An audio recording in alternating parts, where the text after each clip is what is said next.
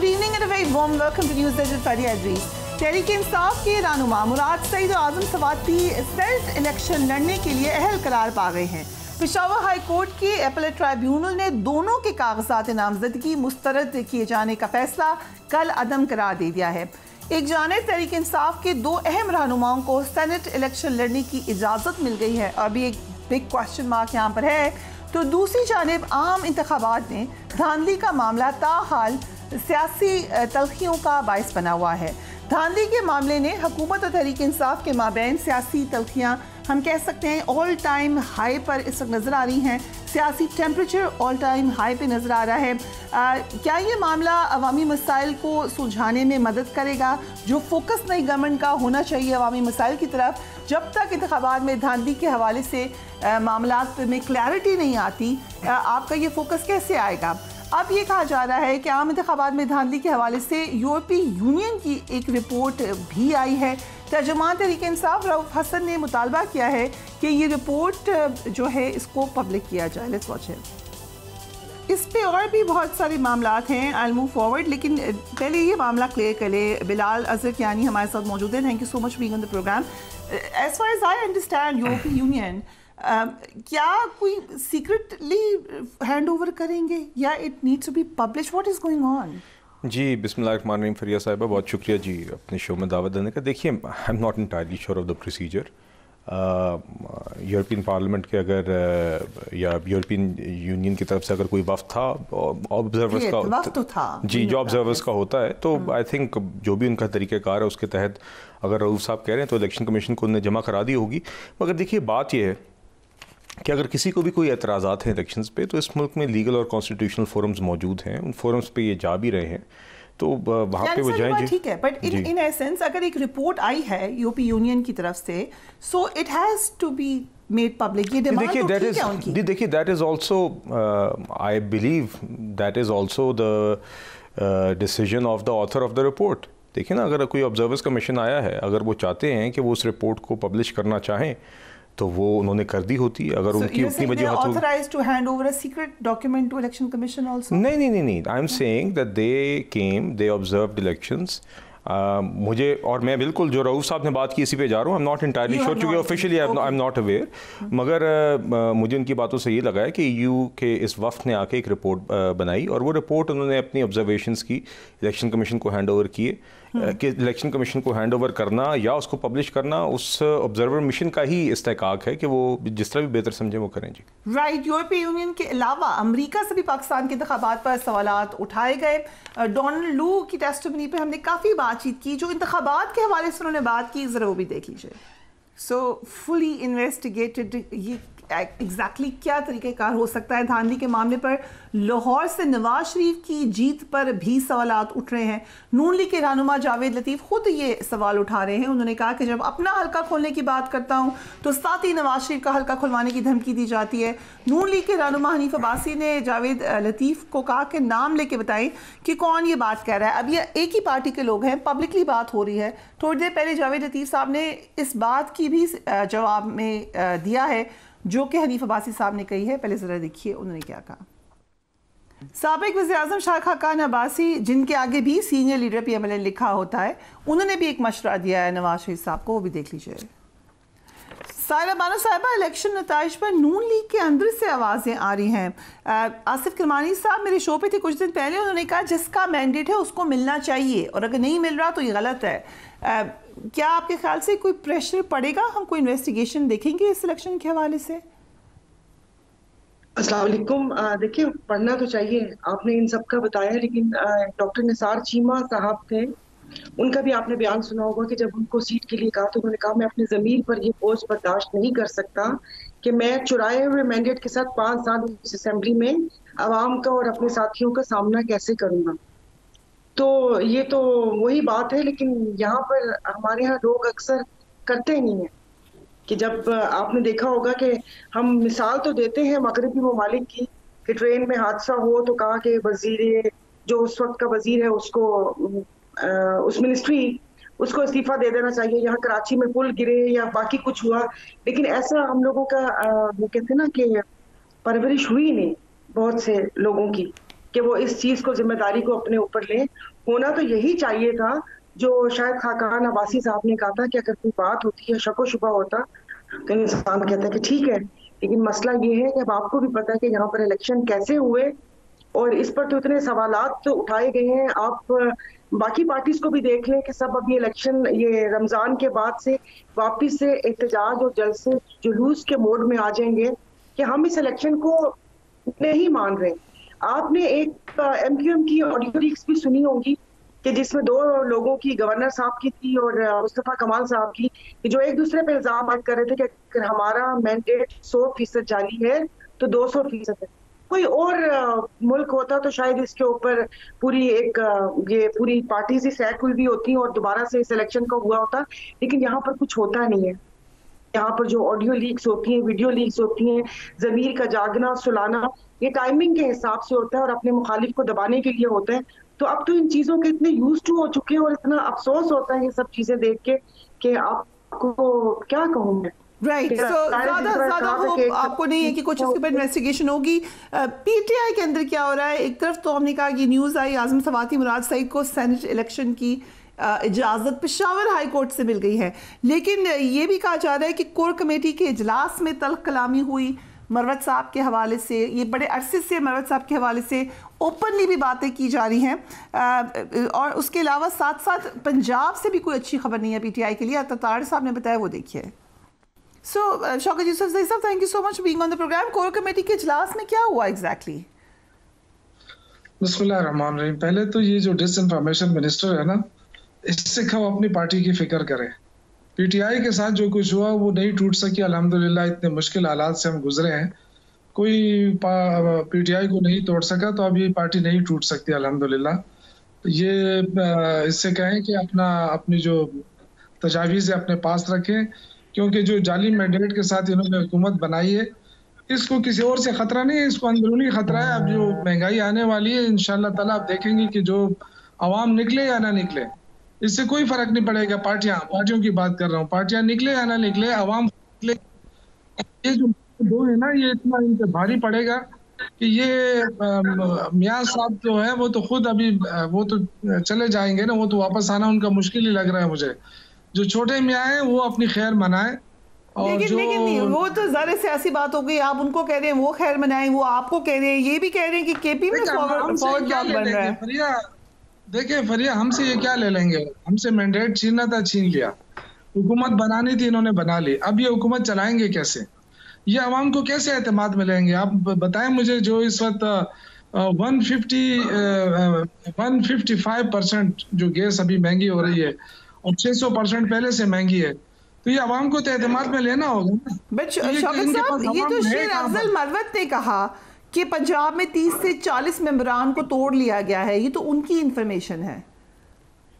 देखिए, ये कोशिश तो हो रही है कि PTI के मेंबरान को तोड़ा जाए, कोशिश हो रही है। उन्होंने इस कोशिश के हवाले से बात की है। बाकी शेर अफजल मरवत क्योंकि पार्टी में नए हैं और वो अक्सर औकात डिसिप्लिन से आउट जाते हैं, तो उनकी तो मैं बात नहीं करता। लेकिन ये कि आपने खुद ही कह दिया नए हैं, यकीनन नए हैं, लेकिन आजकल ज्यादा पावरफुल नहीं है वो। क्योंकि वो इमरान खान के साथ तो नहीं रहे हैं ना। वो इमरान खान तो जेल में है जब वो लीडर बन गए, तो जाहिर है उन्होंने वो डिसिप्लिन तो नहीं देखा है। लेकिन ये कि मैं उनसे रिक्वेस्ट करूंगा कि जो भी इस बात को हम ऐसे भी तो कह सकते हैं शौकत साहब कि जब सब साथ छोड़ गए तो वो खड़े रहे या आ गए, कोई शक नहीं। ठीक है, उसमें कोई दो राय नहीं कि शेर अफजल मरवत एक लीडर है, मेरा क्लास फेलो है, मेरा दोस्त है। फिर आप तो अच्छी तरीके से जानते हो। जरा बताएं ये कहाँ से आए हैं PTI में? देखिए, ये जर्नलिज्म में हम साथ थे, दोनों क्लास फेलो हैं। ये जर्नलिस्ट बड़ा दबंग, जी जर्नलिस्ट है, और ये बड़ा दबंग किस्म का जर्नलिस्ट रहा है। लेकिन ये कि जाहिर है पार्टी के अंदर रहकर फिर डिसिप्लिन को भी देखना पड़ता है, पार्टी की अपनी मजबूरियां होती हैं। तो मैं अक्सर जब उनसे मिलता हूं तो मैं यही कहता रहता हूं, क्योंकि वो है जज्बाती, वो है, उनके अंदर कोई खौफ नहीं है, कोई डर नहीं है। वो हर वक्त कहता है मैं जिंदगी को हथेली पे लेके फिरता हूं, तो वो बात उनकी अपनी जगह। लेकिन चूंकि इस वक्त पार्टी की भी बात है, इमरान खान जेल में है, तो हम अक्सर कोर कमेटी में तो बड़ी उनके खिलाफ शिकायत होती हैं। आज भी सवाल पूछा गया उनसे कि आपके पास खबर कहां से आई? देखिए, शेर अफजल मरवत पे कोई और इल्ज़ाम तो है नहीं कोर कमेटी में। अगर कोई उससे जेलस है तो अलग बात है, लेकिन ये बात है कि वो एक निडर है और वो हर वक्त पार्टी के लिए आगे आने के लिए तैयार है। लेकिन मेरा मशवरा उनको ये है कि वो थोड़ा सा अपने ऊपर काबू रखें, जज्बात के ऊपर भी काबू रखें, क्योंकि सियासत के अंदर बहुत सारी चीजें ऐसी होती है जो सबको साथ लेकर चलना होता है। इस वक्त मुश्किल ये है कि लीडर जेल में, अगर हम एक दूसरे को इल्जाम तराशियों में उलझाएंगे तो फिर पार्टी चलना मुश्किल हो जाएगा। सबको साथ लेकर चलना होगा। तो फिर तो ठीक कह रहे हैं तो तारड़ साहब, यही तो वो कह रहे हैं कि आपकी पार्टी के अंदर मसले आ रहे हैं, आपस में लड़ाइयां आ रही हैं, यही तो वो कह रहे हैं। मसले नहीं है, तारड़ साहब के मसले कुछ और है, हमारे मसले कुछ और है। तारड़ साहब के जो है ना, वो तो सारे देखे वो दूध के मजनून है, जो जिनको कुछ नहीं मिला तो वो उनके खिलाफ। सारा बानो कुछ ऐड करना चाहिए, सारा जल्दी से ऐड कर ले, मुझे फिर ब्रेक पे जाना है। हाँ जी, नहीं, वो तारड़ साहब की बात मैं कर रही हूँ कि वो दूसरी पार्टी पे और किसी प्रोग्राम में उन्होंने हम लोगों की तरफ भी इशारा किया था।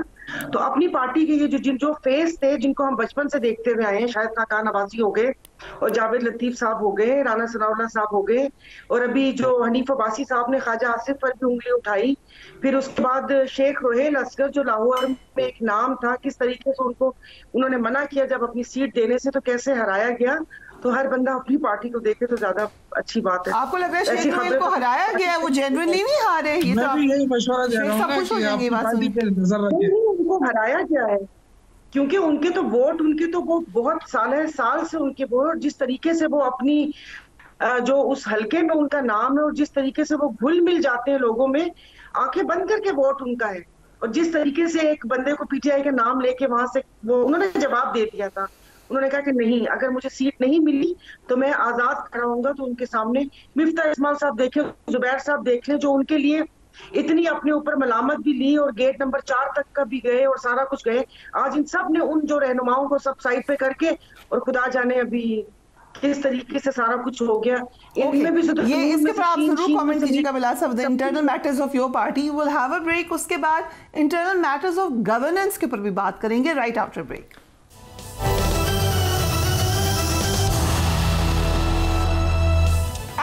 बैक। इस वक्त एक परसेप्शन बन रहा है या बनाया जा रहा है, और वो ये है कि वज़ीर आज़म शहबाज शरीफ के पास इख्तियारात ना होने के बराबर हैं। वज़ीर आज़म शहबाज शरीफ ने जुम्मे के रोज़ जो उनकी कैबिनेट है उसकी 7 कमेटियों की तश्कील दी और ECC की सरबराही अपने पास रखी।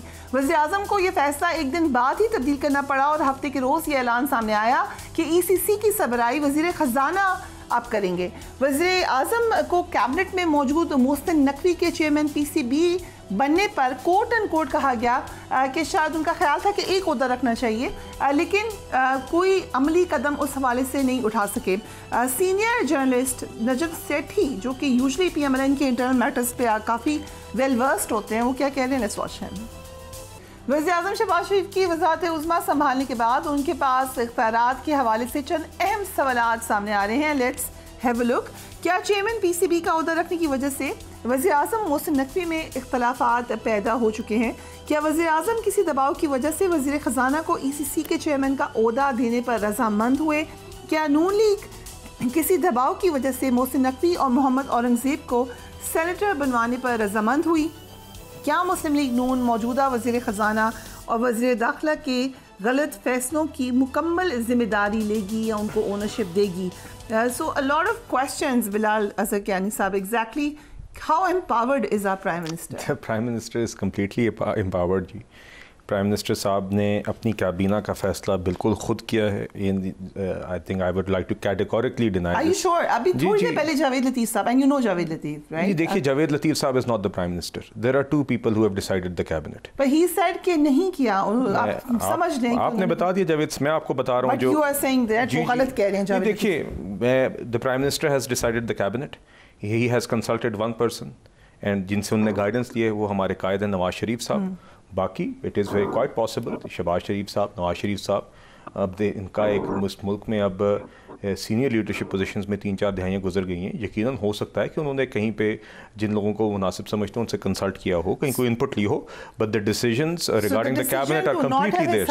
As finance minister is Shahbaz Sharif. जी, all decisions related to the cabinet, जो भी काबीना फैसले, जो काबीना आपके सामने आई है, इसका मुकम्मल फैसला शहबाज शरीफ साहब ने बतौर प्राइम मिनिस्टर किया है। नवाज शरीफ साहब से उन्होंने बिल्कुल मुशावरत भी की और उनसे गाइडेंस लिए, वो हमारे एक पार्टी के कायद हैं और उन्होंने ही शहबाज शरीफ साहब को बतौर वज़ीर आज़म नामज़द किया था। तो बिल्कुल जी, ये फैसले हमारी जमात के, हमारी लीडरशिप के, नवाज शरीफ साहब और शहबाज शरीफ साहब के। ECC का क्या इशू हुआ? ECC आई थिंक ECC का इतना बड़ा कोई इशू नहीं है जी, जितना मेरे ख्याल से अब उसको पोर्ट्रे किया जाए। मैं अभी ये ले रहा हूँ, फिर मुझे छोड़नी पड़ जाएगी। नहीं, आई थिंक देखिए, ECC के chairman in the past prime minister खुद भी रहे हैं और फाइनेंस मिनिस्टर ज़्यादातर रहे हैं। प्राइम मिनिस्टर्स में अगर देखें तो Shahid Khaqan Abbasi when he was prime minister, तो he chaired the ECC himself, that was a decision he made. ज़्यादातर वज़राए ख़जाना रहे हैं। 16 माह की हुकूमत के अंदर भी इसहाक डार साहब जो फाइनेंस मिनिस्टर थे, ही चेयर्ड द ECC। दोनों पॉसिबल हैं। देखिए, ECC बुनियादी तौर पे है क्या? It is a committee of the cabinet जो कि मुआशी फैसलों का इंजन है वफाकी हुकूमत का।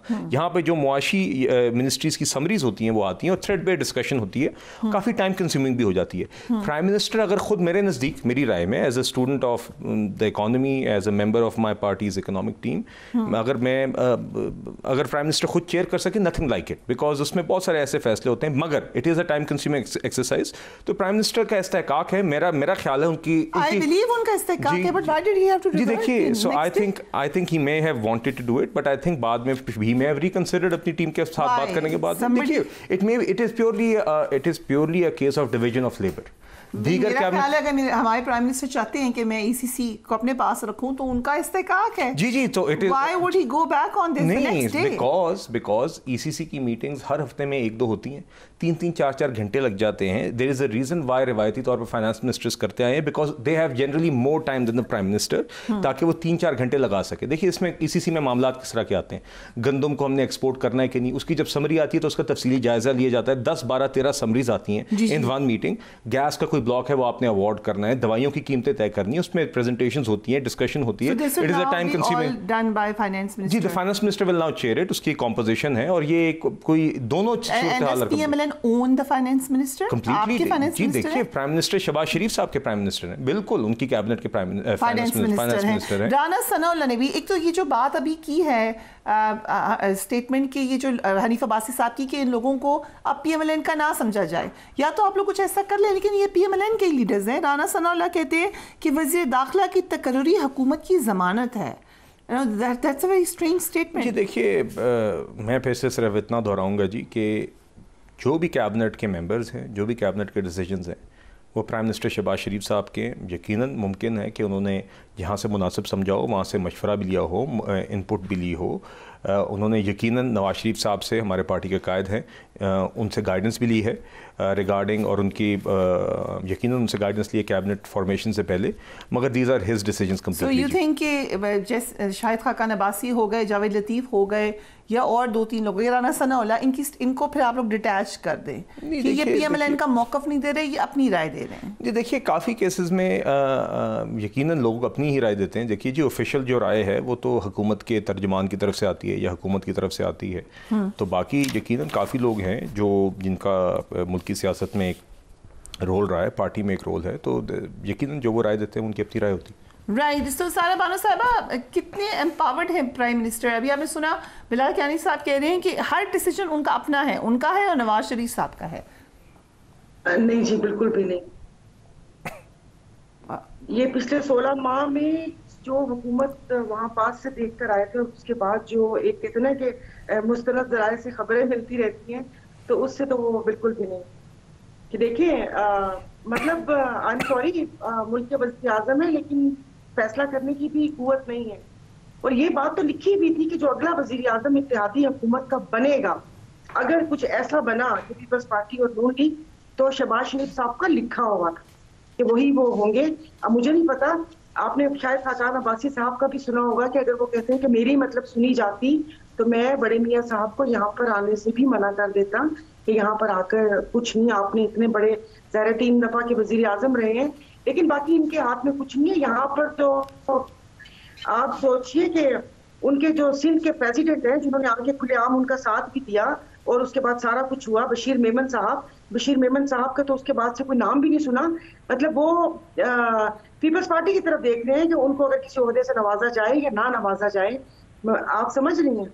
और अभी जो IMF की जो किस्त आई है वो 2 बड़े मंसूबों पर खर्च होगी, कि एक जो मईशत का थोड़ा सा वो करने के लिए, और बाकी जितने भी हैं 7 समथिंग, मैं बताती हूँ आपको कि $7 करोड़ 80 लाख जो डिजिटल इकोनॉमी पे खर्च होंगे, और दूसरे जो होंगे अल्लाह माफ कर दे $7 करोड़ 17 लाख सिंध में इस्तेमाल होंगे, सिंध के बैराजों पे इस्तेमाल होंगे। जो यहाँ पर सिंध गवर्नमेंट वो भल सफाई के पैसे खा गई, हर चीज, मतलब वो भले वो क्या कहते हैं बेनिफिट इनकम सपोर्ट के पैसे हो, जो इमदाद मिली हो। तो इसमें आपका क्या ख्याल है कि शहबाज शरीफ साहब का ये इन्होंने खुशी से वो दिया होगा? आप राना साहब वर्ल्ड बैंक की इमदाद के बारे में बात करिए ना, तो अगर सिंध को आ रही है तो why are you objecting to that? देखिए, सिंध गवर्नमेंट हमारी पार्टी तो इस इलेक्शन को मान ही नहीं रही कि जो सिंध में जिस किस्म का धांधला वो ट्रे में रख कर दी गई है। यहाँ पर अगर इसी लोगों को आपने, हमारे और आपके पैसे हैं ना, इसको कर्जा तो आपको मेरा है ना, हमने वापस करना है, अवाम पे बोझ पड़ेगा। तो क्या अवाम से राय ली कि क्या इस टीम को ये पैसे देकर यहाँ पर सिंध की तरक्की हो सकती है? तो शहबाज शरीफ साहब ने इसमें क्या किया? आई एम सॉरी, मतलब ये तो एक ऐसे PM भी अपनी मर्जी से नहीं रखा जा सकता। इवन मैंने तो सुना है कि जो कमेटियों में जो मेंबर्स के नाम है उनकी भी इतनी मर्जी नहीं है कि वो वहां पर, आप ऐसे में तो नहीं है अभी, यू कुड बी ऐसे PM, वो कह रहे हैं मर्जी से नहीं रख सकते। लेट्स ट्राई, उनसे कहें रखें आप। मैंने तो आपको फैक्ट्स बयान किए। देखिए, मैं फैक्ट्स नहीं, मैं मोहसिन नकवी और औरंगजेब साहब को देख लीजिए। मोहसिन नकवी आए और फिर उसके बाद किस तरीके से वजीर दाखिला उनको रखना है। राना सनाउल आप ही के पार्टी की, या तो आप उन लोगों को डिसऑन करें कि किसी ने भी जुबैर साहब की, मिफ्ता इस्माइल, शाहिद खाकान, राना सनाउल्लाह, इनकी बातों पर कान नहीं धरना, और आप पाबंद करें चैनल्स वालों के कि ये आके खुद अपने बयानात बताते हैं इनके नाम के साथ नून के रहनुमा। चैनल्स को पाबंद कर ले सारे साहिबा, आप भी हमें पाबंद करवाना चाह रही हैं ऑन लाइटर नोट। लेकिन ठीक है, आपकी बात वही है जो मैं कह रही हूँ कि डिटैच कर लें फिर PMLN इनको, बट उनकी अपनी राय है। बट जो कियानी साहब ने कहा कि हर कोई अपनी राय देता है, आप गवर्नमेंट की जो राय है वो गवर्नमेंट के रिप्रेजेंटेटिव से सुने, they are not in the government, तो गवर्नमेंट की राय नहीं होगी। शौकत यूसुफ ज़ई साहब, मखसूस नशिस्तों के हवाले से तो बहुत सेटबैक नजर आ रहा है। अब तो पेशावर हाई कोर्ट ने भी तफसीली फैसला जारी कर दिया, तो अब तो इसको फिर ना ही समझे आप। देखिए, हम अपनी कोशिश कर रहे हैं। देखिए, हमारे पास ऑप्शन क्या था? हम तो शुरू दिन से हम कह रहे हैं कि हम असेंबली में बैठेंगे, असेंबली में अपनी आवाज उठाएंगे, साथ साथ हम अदालतों में भी जा रहे हैं। तो बदकिस्मती देखें कि हम असेंबली में भी बैठे, इसके बावजूद इनको खौफ लगा रहा। जो मैंडेट चोरी किया वो तो चोरी किया, मखसूस नशिस्तों पे भी डाका डाला। तो देखिए, हमारे पास अभी ऑप्शन मौजूद है, सुप्रीम कोर्ट जाएंगे इंशाल्लाह ताला अपना हक के लिए। और हमें उम्मीद है, क्योंकि आपको अगर याद है 2019 में जो शाहजी गुल के केस में जो 3 उनके आज़ाद उम्मीदवार थे, जब वो बाप पार्टी में शामिल हुए थे, तो उन्होंने उस वक्त कोई नाम नहीं दिया था मखसूस नशिस्तों के लिए, और इलेक्शन कमीशन ने उनसे नाम मांगा था कि जी आपका कोई नाम नहीं है, आप नाम दें। तो फिर हमारे केस में ऐसा क्यों हो रहा है? मतलब हमने भी यही कोर्ट किया है। लेकिन कुछ गलतियां आपसे भी हुई ना शौकत यूसुफ साहब, मखसूस नशिस्तों के हवाले से कहा जा रहा है कि PTI के मुज़ाकरात, ये बता दें मुझे, क्योंकि आप पेशावर में PTI पार्लियामेंटेरियन से मामला तय हो गए थे। महमूद खान PTI आप कहे थे कि ले लें आप जो है PTI पार्लियामेंटेरियन, और इसी वजह से परवेज खटक साहब ने ओहदा भी छोड़ा। ये कितनी सही खबर है? देखिए, इसमें कुछ बैकडोर हुआ था, लेकिन जो इसमें मेन लीडरशिप थी वो उससे बेखबर थी।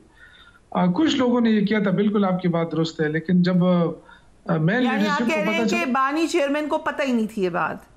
नहीं, बानी चेयरमैन की बात नहीं, हमें यहाँ पे बहुत सारे लोगों को पता नहीं था। आपको भी नहीं पता? ये चंद एक उन्होंने किया था, वो भी वकला साहिबान थे, उन्होंने ये ड्राफ्ट भी तैयार किया था, और वो वहां से उनसे रिजाइन भी लिया। लेकिन जब बाद में पार्टी के लोगों को पता चला तो उसको हमने रिजेक्ट किया, और हमने लेकिन देखिए, इससे कोई फर्क नहीं पड़ता है कि आप अगर आर्टिकल 106 और उसका जो आप मुतालिया करेंगे ना, जिसके ये बार बार हवाला देते हैं, तो उसमें कहाँ पार्लियामेंट्री पार्टी लिखा है? उसमें लिखा है पॉलिटिकल पार्टी। मैं कैसे हवाला दूं शौकत यूसुफ साहब, जब कोर्ट्स कुछ और कह रहे हैं, हाई कोर्ट कुछ और कह रहा है, सुप्रीम कोर्ट कुछ और कह रहा है, इलेक्शन कमीशन कुछ और कह रहा है। How can I interpret the law then?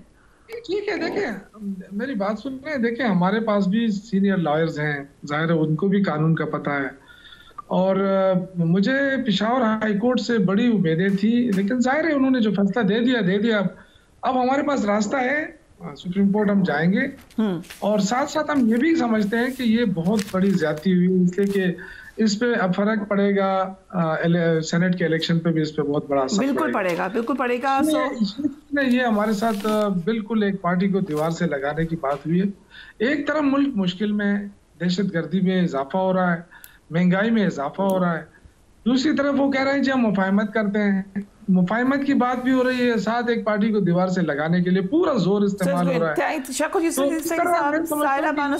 Bilal Zakiani साहब, thank you so much for being on the programme. Will take a break, उसके बाद कुछ लीगल मैटर्स पे पूछेंगे इत्तेज़ाज़ अहसन साहब से right after break.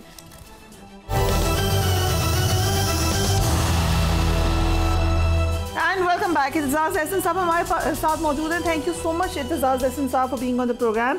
Peshawar high court ने आज सुन्नी इत्तेहाद काउंसिल को मखसूस नशिस्तें न देने का तफसीली फैसला जारी किया है। सो काफ़ी सेटबैक है PTI के लिए। उन्होंने ये भी कहा है कि ये जो मुतालबा है सुन्नी तहरीक का कि ये सीटें किसी और जमात को ना दें, ये गैर आइनी है। आप कैसे देखते हैं इसको? ये तो बिल्कुल गलत फैसला है, यकदम गलत है। मैं आपको कानून का आपको बता देता हूँ।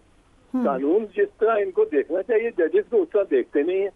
ये 3 करोड़ वोटर को डिसएनफ्रेंचाइज कर देते हैं इस ख्याल से कि उन्होंने पार्टी को पनिश कर रहे हैं। पार्टी के अगर 10 बंदों ने कोई हेरा फेरी भी कर दी इलेक्शन में, गलत किया है, मैं नहीं मानता उसमें हेरा फेरी हुई है, पर अगर कर दिया तो आप 3 करोड़ लोगों से, वोटरों से उनका राइट ऑफ फ्रेंचाइज छीन लेंगे। जिस तरह सुप्रीम कोर्ट में गया ये मामला और सुप्रीम कोर्ट ने अपहोल्ड किया इस मामले को। ये सोचा ही नहीं कि ये जो निशान है, ये निशान किसी पार्टी का नहीं है, ये निशान तो हर उस वोटर का है जो अनपढ़ है, जो करोड़ों में, और 70% आबादी है हमारी, जो नाम ढूंढ नहीं सकता 20 नामों में अपने कैंडिडेट का। तो इसी तरह ये फैसला है।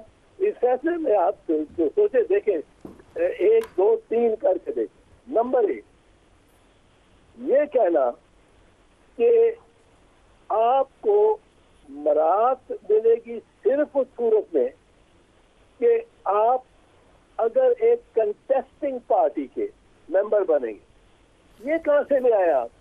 ये सेक्शन 104 में है। सेक्शन 104 कानून इलेक्शन एक्ट का है, वो एक्ट है।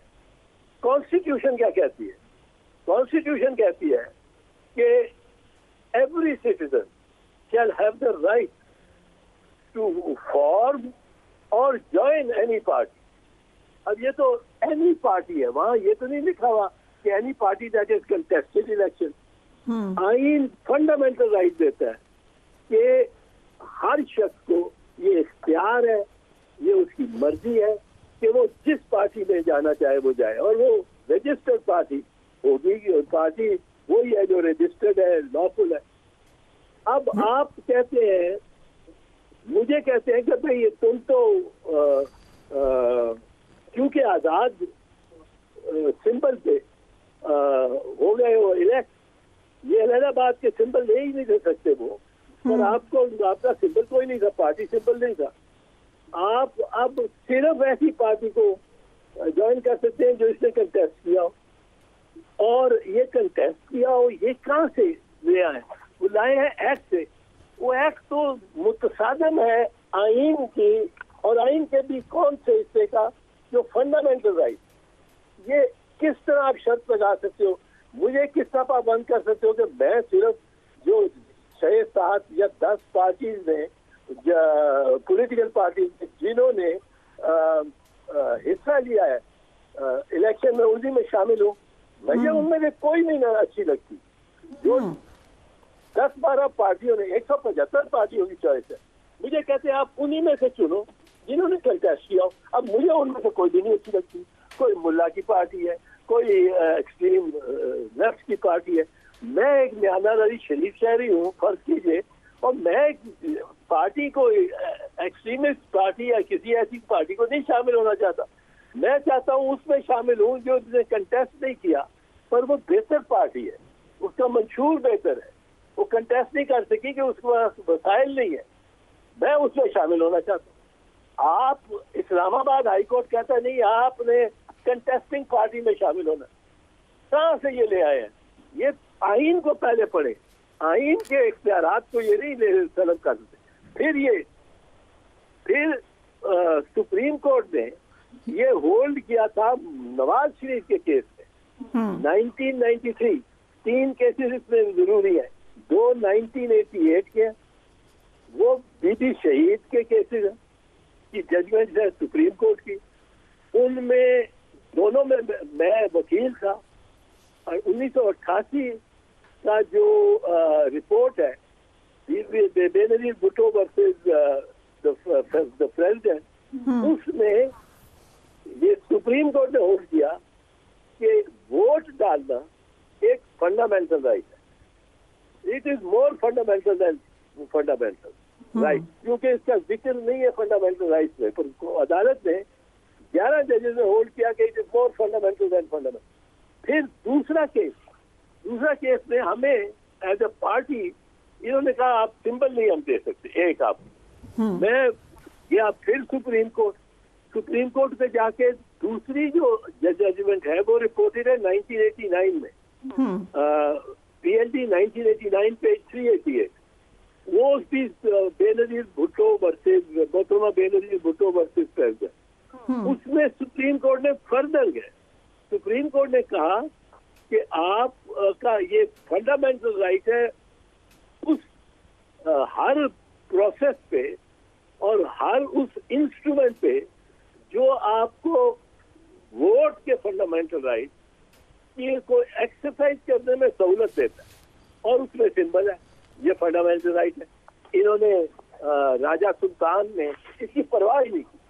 तो असल जो मुजरिम है वो राजा सुल्तान और ये इलेक्शन कमीशन है। अब आगे चले। माय क्वेश्चन इज कि आप अगर सुन्नियत काउंसिल जाती है सुप्रीम कोर्ट में, और हमने इलेक्शन कमीशन वर्सेस पीटीआई में बल्ले के निशान वाले मामलात में भी बहुत सख्त स्क्रूटनी देखी सुप्रीम कोर्ट की, आपको लगता है कि कोई रिलीफ मिलेगा वहां से? वो कमेंट्स की बात होती है काजी से, नहीं मिलेगा, किसका नहीं मिलेगा। आप ये देखें, एक और चीज देखें ना, मियां मोहम्मद नवाज शरीफ का ये 88 का केस सुना है आपको, 89 का केस सुना है। अब दीदी ने उसने कह दिया कि सिंबल भी फंडामेंटल राइट है।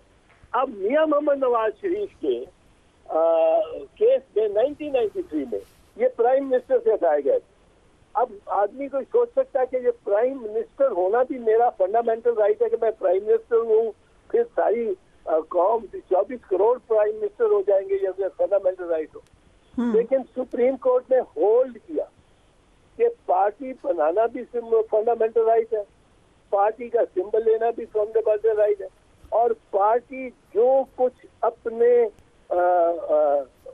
नॉर्मल फंक्शनिंग में कर सकती है और एस्पायर कर सकती है, इसकी ख्वाहिश कर सकती है, वो फंडामेंटल राइट है। यानी गवर्नमेंट बनाना भी फंडामेंटल राइट है, और गवर्नमेंट से अगर आप निकाले गए इस बायस किसी गलत तरीके के बायस, तो आपको फंडामेंटल राइट है कि आप रिस्टोर हो।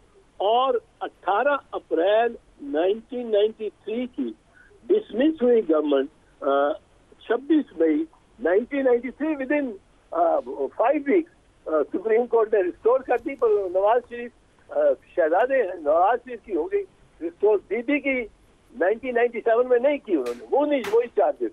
पर नवाज शरीफ का केस है, 12 जजेस का केस है। अब ये किस तरह इस्लामाबाद हाई कोर्ट ये कह सकता है कि ये सीटें, लेकिन नंबर 1 आपने ऐसी पार्टी को ज्वाइन करना है जो कंटेस्टिंग पार्टी हो, इसके अलावा नहीं कर सकते, आपका कोई बुकत ही नहीं है।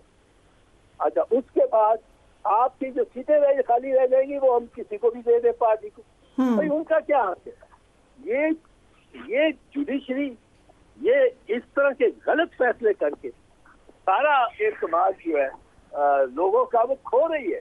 मुझे तो इसका दुख है, हमने इनके लिए जाने दिए और ये इतने पार्टीजन हो गए हैं। और आप बता सकते हैं बेंच से कि ये जो क्या फैसला होगा।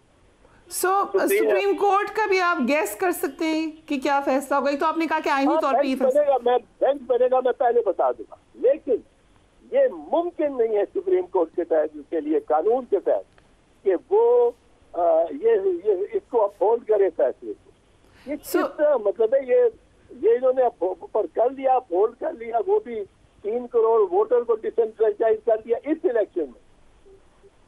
हम ये भी देख रहे हैं साइफर केस में मुसलसल कुछ रिमार्क्स आ रहे हैं।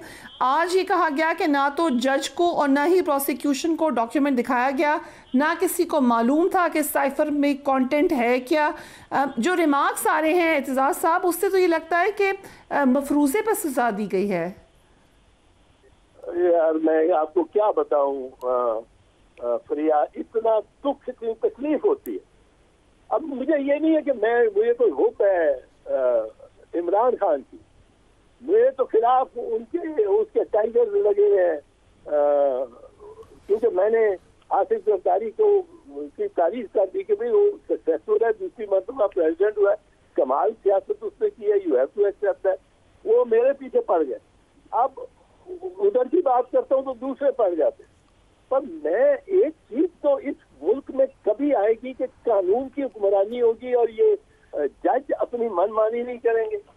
कानून की हुक्मरानी। अब आप साइफर का केस, आज तक किसी ने डिनाई किया है कि साइफर में जो कुछ लिखा हुआ है वो दुरुस्त है? हमारी तरफ से किसी ने डिनाई किया?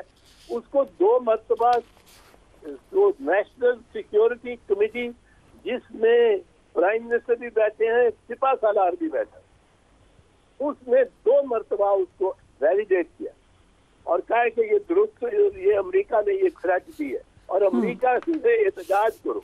अमेरिका को डी मार्च किया आपने एहतजाज किया। और ये जो है अच्छा, अब डोनाल्ड लू जब कहता है कि जी ये मैंने तो इसमें ये सब झूठ है, वो कहते हैं झूठ, उनका मौक़िफ़ है झूठ। हमारा मौक़िफ़ तो ये है कि ये सच है और हम लू को नहीं मानते। लू झूठ बोल रहा है। वैसे भी होती वो अमेरिका के कांग्रेस में कहेगा कि ये कहेगा, एडमिट करेगा कि मैंने बुला के स्पीकर को ये थ्रेट किया था, उसको तो उसी वक्त डिसमिस करेंगे। लेकिन ऑन ओथ झूठ भी नहीं बोल सकते ना एतजाज साहब। ऑन ओथ झूठ बोलना वहाँ तो बहुत बड़ी बात हो जाती है। वहाँ इतना झूठ बोला जाता है, इतना झूठ बोला जाता है, वहाँ सजा हो जाती है। पर इस मामले में नहीं होगी।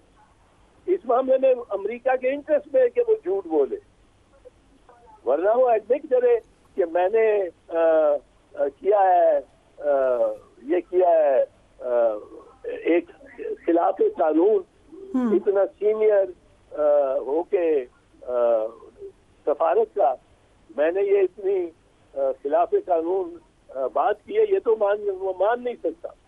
और अमेरिका उसको कुछ नहीं कहेगा, हालांकि वो झूठ बोल रहा है। Right. So district and session court ने बानी चेयरमैन से मुतालिक 4 अप्रैल को प्रोटेक्शन ऑर्डर जारी कर दिए हैं आज, और सुपरिटेंडेंट अडाला जेल को हुक्मनामा भी जारी कर दिया है।